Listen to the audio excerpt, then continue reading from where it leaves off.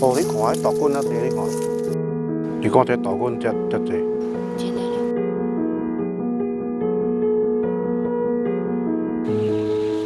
两夫妻共同经营茶园，两人四手不够用的时候，赖永富和柯金佩的好帮手就是蚯蚓跟山猪。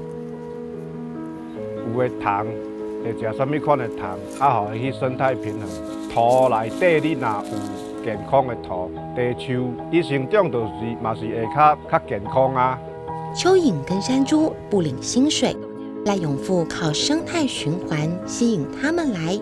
秘密武器就是这个。要用这酵素菌那就可以。安尼土地若健康，地长就会用啊。无毒农业是辛苦的，特别是茶叶。对赖永富来说，转型更不容易，因为他以前的外号可是词风上的吸毒欧阳锋。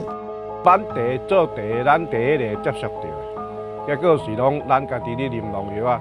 而且咱啉的茶是逐工咧啉的，尾仔想想来讲，若搁安尼落去吼，家己的身体会怎啊生武甲下去？真的是灵光乍现，耿直的他念头一转，就投入无毒农业。这下茶园里昆虫活了，鸟活了，蚯蚓、山猪都活了，人却差一点饿死。